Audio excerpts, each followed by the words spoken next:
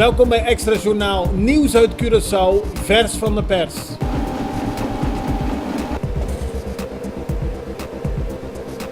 En dit is het nieuws van vandaag. Volgens minister van Financiën Kenneth Gijsberta komt er snel een oplossing voor Robbie's Lottery. Het bedrijf zit in de problemen nu Maduro en Curiels Bank heeft geweigerd nog bankaire activiteiten te doen voor het bedrijf. Daarmee lijkt het erop dat Robbie's Lottery geen lokale bankrekening meer heeft en dat heeft weer gevolgen voor de activiteiten. Op die manier dreigen misschien 150 mensen hun baan te verliezen. Maar volgens Gijsberta is er de afgelopen periode veel overleg geweest met het bedrijf en komt er waarschijnlijk op korte termijn een oplossing.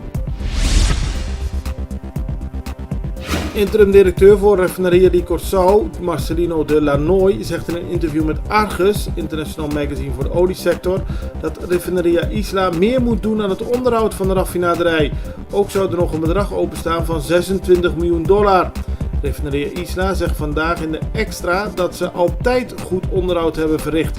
Dat nu niet moet worden gedaan alsof zij achterstallig onderhoud laten ontstaan en dat er altijd sprake geweest is van een goede samenwerking, maar dat het nu lijkt voor het eind van het jaar dat er allemaal nieuwe eisen op tafel komen.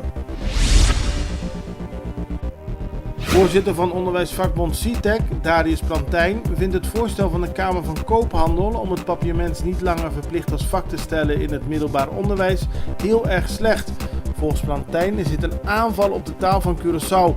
Hij noemt de timing van het voorstel rond de viering van 50 jaar 30 mei ook onbegrijpelijk. Hij wil dat zowel in de politiek als door andere instanties een duidelijk antwoord tegen het voorstel wordt gegeven. Volgens hem vormt het papiaments een onlosmakelijk onderdeel van het land Curaçao. De afgelopen periode is weer duidelijk geworden dat mensen niet rustig naar Curaçao kunnen gaan als ze in Nederland nog een straf moeten uitzetten. Onlangs werd bekend dat een vrouw 16 jaar na dato terug naar Nederland moet om de laatste 4 maanden van haar straf uit te zitten. Ook is er sprake van een andere vrouw die haar kind van 2 jaar achter moet laten op Curaçao om nog een resterende straf uit te zitten. Nederland heeft altijd gezegd dat mensen niet hun straf kunnen ontlopen, ook niet als ze naar het buitenland gaan. De afgelopen periode is weer duidelijk geworden dat Nederland actief mensen opzoekt die nog straffen open hebben staan. Bij een brand in een huis in de Roerstraat in Suffisant is bijna het hele huis afgebrand. Opmerkelijk is echter dat 4 bijbels die in huis lagen de brand hebben overleefd. De Extra schrijft er vandaag over op de voorpagina. Het is opvallend om te zien dat zoveel van het huis helemaal verbrand is, maar de bijbels nog in redelijk goede staat zijn achtergebleven. Het was een groot succes, de Jazz Meets Cultures afgelopen weekend. Het was een concert met meer dan 30 artiesten en het is de bedoeling om via het concert minder bedeelde jongeren de kans te geven zich artistiek te ontwikkelen. Volgens de Extra was het een groot succes en Jazz Meets Cultures organiseert behalve dit goede concert ook nog cursussen en workshops op het gebied van muziek, dans en arbeidsparticipatie.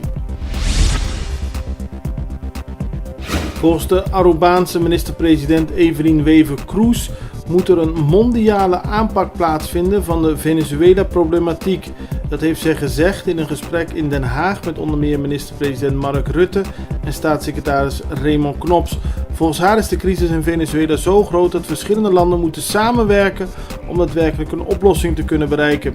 Ze is blij dat Nederland nu meer geld reserveert voor de effecten van de Venezuela-crisis op Curaçao en Aruba, maar zegt dat er nog veel samengewerkt moet worden om tot een goede oplossing te komen van het probleem.